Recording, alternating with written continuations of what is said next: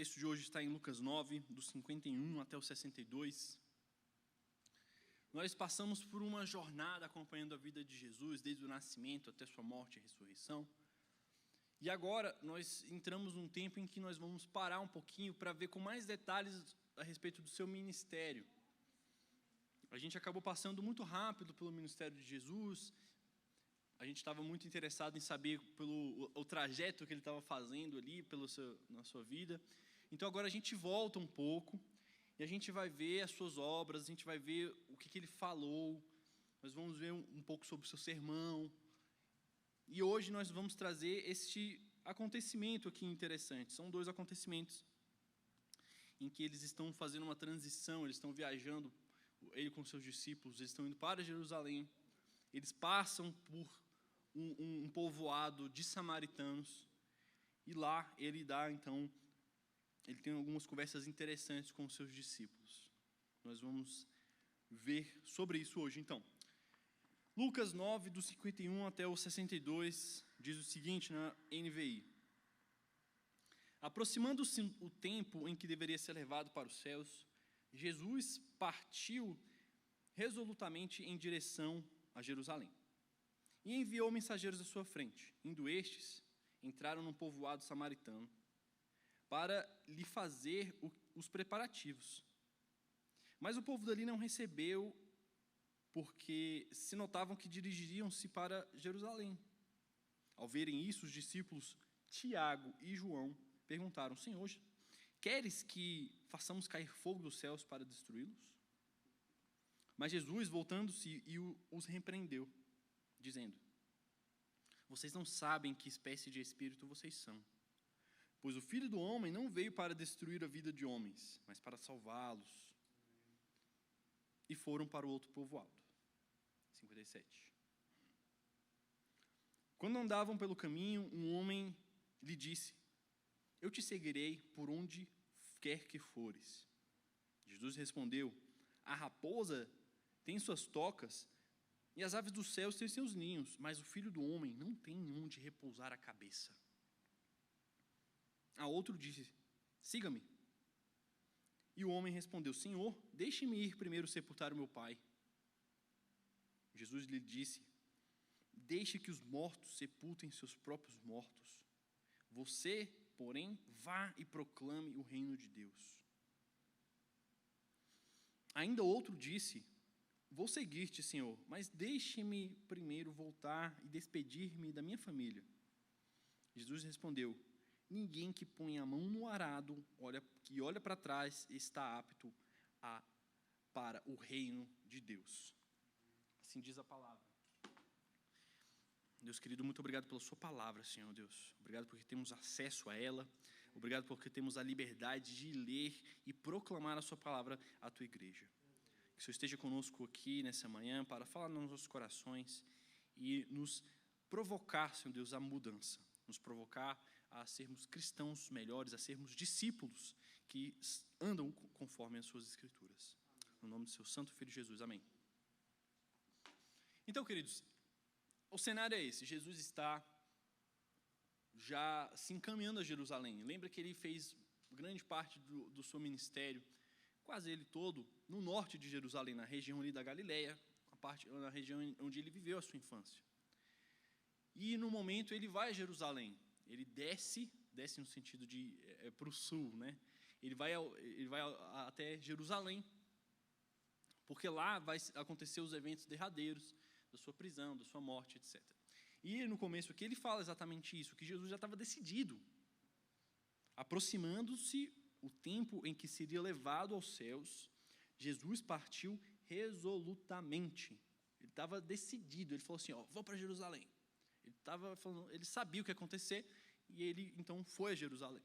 Nesse caminho eles passaram então por um povoado que era de samaritanos. Os samaritanos, eles eram é engraçado porque eles não eram um povo diferente. Eles também eram judeus, no sentido de eles eram filhos de Abraão, eles eram descendentes lá de Jacó, só que eles acabaram povoando outra região e E eles acabaram misturando muito com outros povos. Outros povos que tinham perto, então se casaram e tiveram filhos com outros povos, e daqui a pouco eles eram um povo, digamos assim, miscigenado. E isso pegava mal aos judeus de Judá, que eles achavam que eles eram inferiores, que eles deixaram se contaminar com os outros povos, então eles não eram pessoas bem vistas. Então tinha essa rixa.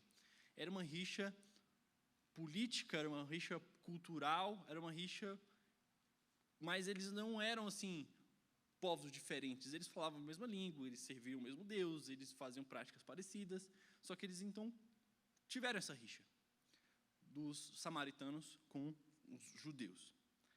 E então ele passa por esse povoado de samaritanos. E lá eles percebem que Jesus, sendo um judeu, ele estava indo até Jerusalém, e eles falaram, não, esses caras aí, eles são nossos adversários. E não foram bem recebidos, então. Tiago e João, 2 discípulos muito espertos, falam, Jesus, vamos fulminar esses caras. Vamos mandar fogo do céu aqui e fazer esses caras torrarem. E aqui a gente vê uma semelhança com a história de Elias, por exemplo. Ele fez isso no momento. Tinha lá os profetas de Baal, ele orou, caiu fogo do céu e consumiu eles. Eles queriam fazer a mesma coisa. Eles achavam que eles eram os novos Elias aqui, para consumir e queimar os samaritanos. E Jesus, então, ele repreende. Ele repreende aqui nesse diálogo, e mais à frente, depois que eles saem dali, ele tem alguns outros diálogos com outras pessoas. E aqui a gente vai ver sobre como Jesus descreve o discipulado, o que ele espera do seguidor dele. Nessas repreensões e nessas conversas vai ficar claro que ele espera que 3 coisas da gente, como discípulos, que nós temos que estar alinhados com Jesus em 3 coisas. Primeiro, no propósito. Segundo, na prioridade. E no terceiro, na proclamação. Propósito, prioridade e na proclamação. Bom, primeiro, o propósito, se a gente consegue ver claramente nos versículos 55 até o 57. Diz o seguinte, 55. Jesus, voltando-se, os repreendeu, dizendo, vocês não sabem de que espécie de espírito vocês são, pois o Filho de Deus não veio para destruir a vida dos homens, mas para salvá-los. E aí eles foram para outro povoado. Tiago e João estavam já seguindo a Jesus há bastante tempo. Eles já estavam realizando o ministério, e Jesus já tinha mandado eles para evangelizar, já tinha mandado eles a batizar. Lembrando que Jesus ele não mostra, pelo menos na Bíblia, Jesus batizando ninguém por imersão. Quem fazia isso eram os seus discípulos. Então, provavelmente, Tiago e João já tinham batizado várias pessoas, já tinham expulsado demônio. E eles não eram iniciantes, eles já estavam naquela vida ali de discípulo, de seguir a Jesus. Quando Jesus repreende os dois, de uma forma muito dura, e ele fala algo que para mim é surpreendente. Ele fala assim, vocês não sabem que espécie de espírito vocês são. De que espécie de espírito vocês são. E aí ele revela o seu propósito. Ele fala assim, o meu propósito não é destruir as pessoas. Você quer usar o poder de Deus que foi dado a você para destruir as pessoas, para matar as pessoas? O meu propósito não é esse. O meu propósito é salvar as pessoas.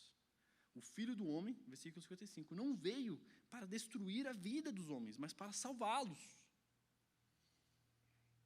Então aqui, João e Tiago, eles estavam com seus propósitos desalinhados com Jesus. Eles queriam aproveitar uma situação que aconteceu para desferir aquela ira que eles tinham com os samaritanos. Se de repente fosse outro povo, eles não sugeririam isso. Mas eles aproveitaram que estavam ali, que já tinham aquela rixa com os samaritanos, e falaram, não, vamos destruir esses caras aqui já, vamos resolver esse problema. eles não tinham entendido até aquele momento, então, o propósito deles. E o propósito deles não era só para aquelas pessoas. Eles não entenderam também a extensão do que Jesus queria fazer. Porque, até um certo ponto, as pessoas achavam que Jesus ele veio só para aqueles seus ali. E todos os outros eram, de fato, seus inimigos. Então, quando ele está sugerindo destruir aquelas pessoas, eles estão falando assim, ó, beleza, a gente fica aqui com a gente e todo mundo que estiver em volta pode se destruir. Jesus veio para nós, não para os outros. Por isso que ele queria destruir as pessoas. Eles não entenderam que a extensão do propósito de Jesus era o mundo inteiro. Eram todas as nações, inclusive os inimigos deles. E Jesus, então, vai refrescar a memória deles, falando qual é, de fato, o seu propósito. Eu vim para salvar os homens, o ser humano como um todo, não só um povo específico. Eu vim para salvar todos. Não vim para trazer condenação, vim para trazer salvação. E aí a gente olha para a gente, qual será o nosso propósito? Será que o nosso propósito está alinhado com o propósito de Deus? Será que o nosso propósito está alinhado com o propósito de Jesus? De repente a gente tem metas, sonhos que estão completamente desvinculados do propósito de Jesus. Desvinculados da missão de Jesus. A missão de Jesus é salvar a humanidade, salvar o ser humano. E a gente está se preocupando dia a dia com outras coisas. A gente, dia após dia, acorda, faz nossas atividades de forma completamente diferente, de outro propósito, com outra finalidade. Mas Jesus, ele fala que nós devemos andar no propósito dele, que é de salvar todos os homens, todas as pessoas. E é esse propósito que ele quer para a nossa vida. Então, meu querido, minha querida, que você, da sua atividade diária, encontre como alinhar o seu propósito com o propósito de Deus. Como que eu vou alinhar a minha profissão, como que eu vou alinhar aquilo que eu faço com o propósito de Deus, que é salvar as pessoas. Eu vou aproveitar do meu convívio no trabalho, vou aproveitar das oportunidades que eu tenho para falar de Deus para as pessoas, para levar essa mensagem, para salvá-los também, para dar o exemplo, para mostrar como se vive como um filho que já foi encontrado, mas nunca deixando esquecer, a gente nunca pode esquecer qual é o verdadeiro propósito, que é nós estarmos nessa missão de Deus, de salvar todas as pessoas. Amém. O segundo ponto aqui que nós devemos estar alinhados com Jesus é nossas prioridades. No versículo 59, fala o seguinte, 58, Jesus respondeu, a raposa, ela tem suas tocas, e as aves, ela tem os seus ninhos, mas o Filho do Homem não tem onde repousar a cabeça. Esse segundo diálogo aqui, Jesus tem com alguém que pediu para ele, espontaneamente, falou, Jesus, eu quero te seguir para onde você for. Eles tinham saído ali daquele povoado, e algumas pessoas acabaram seguindo eles. Não sei se no meio do caminho, alguns samaritanos, de repente, foram atrás dele, mas algumas pessoas seguiram a Cristo. Ele passa, e por onde ele passa, as pessoas vão se juntando, falam, não, eu quero ir junto, onde é que você está indo? Eu vou. E foi isso que ele fez aqui no começo. Ele, de espontânea vontade, falou assim, Jesus, para onde quer que você for, eu vou te seguir. Para onde quer que você for, eu vou te seguir. E Jesus dá uma resposta um quanto dura. De repente você pode falar assim, não, que legal, vem cá, me segue. É isso que talvez você esperasse Jesus falar. Que bom que você quer me seguir. Vem junto comigo. E ele fala o seguinte, as raposas têm suas tocas, e as aves têm seus ninhos, mas o Filho do Homem não tem onde repousar a cabeça. Que duro. Jesus então está confrontando aquela pessoa. Jesus conhece o coração das pessoas que chegam até ele. De repente chega alguém até ele perguntando algo, e ele conhece o coração dela e já sabe o que ele quer. Acontece muito de um fariseu chegar a fazer uma pergunta meio torta, de alguém querer provocar Jesus, e ele sempre com sabedoria desviando, dando respostas precisas, e aqui me parece o caso. Jesus parece conhecer o coração dessa pessoa. Por que você quer? Por que você quer? Por que você quer fazer isso aqui? Jesus, então, ele toca na prioridade dessa pessoa. Ela estava querendo, o que ela estava querendo? Porque ela estava querendo algo a mais, com aquele ato de seguir a Cristo. Ele olha para Jesus e fala assim, eu quero seguir, imaginando que de repente ele vá, por exemplo, se tornar o rei de Israel. Porque era uma expectativa que as pessoas tinham, Jesus seria o Messias, que ele chegaria ao trono. Então aquela pessoa olha e fala assim, onde quer que você for, eu vou. E de repente aquela pessoa está pensando o quê? No trono. Mas Jesus fala assim, mas eu vou para a cruz. Você está achando que onde quer que eu vou é para o trono? Mas onde quer que eu for, na verdade, é a cruz. Você está disposto a ir comigo até a cruz? Eu não tenho nem onde dormir. Você acha que eu vou ter um palácio? Que eu vou ter algo grandioso? Que você vai se servir disso? Não. Eu não tenho onde dormir. Eu durmo nas casas das pessoas. E o meu caminho é caminho de cruz. Você está disposto a me seguir mesmo assim? E aí ele continua, a próxima pessoa. É engraçado que ele fala o seguinte. Ele fala para outra pessoa, siga-me. Ele fala para outra pessoa, siga-me. E ela responde, de pronto, Senhor, deixe-me ir primeiro sepultar o meu pai. Deixe-me ir primeiro sepultar o meu pai. E a próxima pessoa também tem algo parecido com ela, que ela fala o seguinte. A outro ele disse no 61, vou seguir-te, Senhor.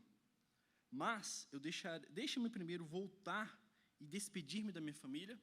Esses dois diálogos aqui, então, eles têm algo parecido nesses dois aqui, nessas duas pessoas. Um quer sepultar o pai dele e outro quer se despedir da família. Os dois envolvem família, que é algo justo. Imagina essa pessoa que fala que quer sepultar o seu pai. Primeiro, você presume que o pai dela acabou de falecer. Está num momento de dor, um momento de luto. E ele ainda não conseguiu nem sepultar o coitado do pai dele. E Jesus chega e fala, me siga. E ele fala, tá bom, eu vou, mas deixa eu primeiro sepultar meu pai aqui, depois eu te sigo. A segunda pessoa, ela queria se despedir.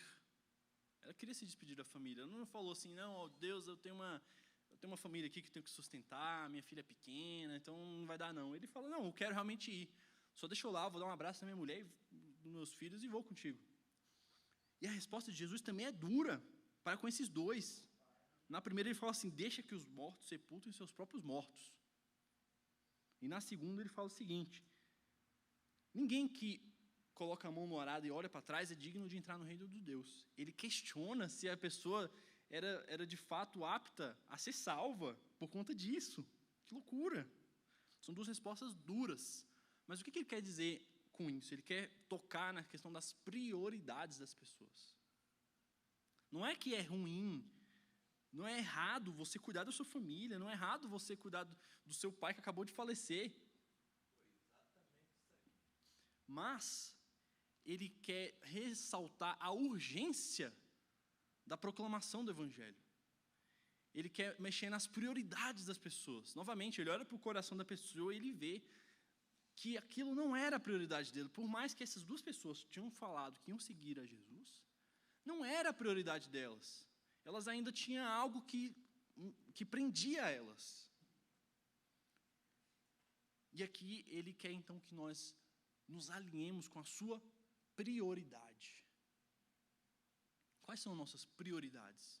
Está muito atrelado com o nosso propósito. Nós temos propósitos, metas, missões. De repente, aquilo é a minha prioridade. Minha prioridade no meu dia a dia, muitas vezes vai ser aquilo. E aí a gente acaba deixando o quê? O Evangelho, a vida cristã, a mensagem de Deus em segundo plano. Quantas vezes nós dizemos que não temos tempo para orar ou ler a Bíblia? Qual é a tua prioridade? Semana passada eu trouxe essa estatística aqui no sermão, que a mim muito chocou. Um jovem com acesso à internet, ele, em média, usa redes sociais 2 horas e 27 minutos por dia. Em média. Tem gente que usa mais até. Qual a prioridade? Qual a nossa prioridade em ler e entender as Escrituras, em orar? Qual a nossa prioridade em conviver com o irmão? Qual a nossa prioridade em falar do amor de Deus para outras pessoas? Qual a nossa prioridade? Jesus aqui, ele mexe nas prioridades das pessoas. E ele quer falar, a prioridade que nós temos que ter na nossa vida é o Evangelho. O Evangelho é a nossa prioridade. Paulo, ele falou já isso em outro momento, ele falava o seguinte: busquem o reino de Deus e a sua justiça e todas as outras coisas serão acrescentadas. Você não vai passar fome, você não vai passar necessidade quando a sua prioridade está alinhada com a prioridade de Deus, com a prioridade de Jesus. E Jesus quer mexer nisso com a gente hoje. Quais são as suas prioridades? Será que a gente vai continuar deixando de lado o Evangelho? A gente tem que, dia após dia, revisar nossas prioridades. É isso que ele quer fazer com a gente hoje aqui. Quais são as nossas prioridades? E por último, ele quer que nós nos alinhemos com a sua proclamação. Ele quer que nós estejamos alinhados com o que ele proclama, com a sua mensagem. Tem 2 trechos aqui que ele fala disso. Versículo 60. Jesus fala o seguinte: deixe que os mortos sepultem seus próprios mortos. Vem e proclame o reino de Deus. Você, porém, vá e proclame o reino de Deus. A proclamação aqui é a ordem que ele dá. Jesus, ele traz a pessoa e fala assim, a sua missão agora vai ser o Evangelho, a sua prioridade agora vai ser o Evangelho, e a mensagem que você vai proclamar é essa, o reino de Deus. No 62, ele fala algo parecido a respeito do reino de Deus. Ele fala o seguinte: Jesus respondeu: ninguém que põe a mão no arado e olha para trás é apto para o reino de Deus. Novamente, ele aqui está trazendo o conteúdo da sua mensagem. Se você se lembrar da nossa jornada aqui no Imersão Bíblica, a gente viu várias vezes, principalmente no começo do seu ministério, o conteúdo da sua mensagem era o reino de Deus. João Batista, quando ele chega, ele fala o seguinte: o reino de Deus está próximo. Ele anuncia, ele prepara o caminho de Jesus falando que o reino de Deus está próximo. E quando Jesus chega, ele vai pregar o reino de Deus. Se você for ler o Sermão do Monte, ele fala sobre o reino de Deus. Ele fala que ele andou aquelas redondezas lá da Galileia proclamando a mensagem do reino de Deus. E todos os pontos do Sermão do Monte são falando a respeito do reino de Deus e como que é a vida desse cidadão. E aqui, para aquelas pessoas que queriam segui-lo, ele fala: vá e proclame o reino de Deus. O reino de Deus já chegou. É um reino que não é deste mundo. É um reino que não é uma monarquia com um rei que manda, que tem seus súditos, que tem um domínio territorial, como aquelas pessoas estavam querendo. Eles queriam que Jesus fosse um rei daquele povo mesmo, que sentasse no trono, botasse uma coroa, comandasse exércitos. E Jesus fala: o meu reino não é deste mundo. Vocês vão reinar comigo, vocês são pertencentes a um reino que não é somente daqui, que não tem limitações territoriais. É um reino de Deus, é um reino que é para todo sempre, que ele começa aqui e vai para todo sempre. Este é o reino. E esta é a mensagem que eu quero que vocês proclamem. Jesus quer que nós nos alinhemos com a sua proclamação. A gente não pode simplesmente achar que as pessoas podem vir a se converter com o nosso exemplo. A gente tem que dar nosso exemplo, a gente tem que viver de maneira digna daquilo que a gente foi chamado. A gente tem que viver de maneira digna como alguém que nasceu de novo. Mas é importantíssimo a proclamação do Evangelho. é importantíssima a proclamação do reino de Deus. A mensagem dita, a mensagem falada. Como crerão se não há quem pregue? Como eles vão crer em alguém de quem nada ouviram? Fala lá em Romanos. É necessário ouvir, é necessário ter a pregação, é necessário ter a proclamação. E Jesus ressalta isso aqui. Quem quiser ser seu discípulo tem que ter a proclamação alinhada à proclamação dele. A agenda dele é essa. A gente não pode adicionar a Jesus outras agendas. Hoje é muito comum no nosso debate político querer atribuir a Jesus outras agendas. Ah, não, Jesus faria isso, Jesus faria aquilo. Jesus, ele tem essa agenda aqui, essa agenda política, essa agenda social. A agenda de Jesus é a proclamação do reino de Deus. A agenda de Jesus é salvar todas as pessoas. Nós não podemos nos fugir dessa mensagem. Nós não podemos fugir desse alinhamento. Ele quer que nós estejamos alinhados. E aqui ele nos mostra que quem quiser ser seu discípulo tem que estar alinhado com a sua proclamação também. Então aqui, queridos, só recapitulando, nós vimos que Jesus, ele mostra que quem quiser ser o seu discípulo, quem quiser segui-lo, tem que estar alinhado com o seu propósito, que é salvar toda a humanidade. Ele tem que ter alinhado com a sua prioridade, que é alcançar as pessoas. E ele tem que estar alinhado com a sua proclamação, que é anunciar o reino de Deus a todas as pessoas para que elas creiam e sejam convertidas. Amém?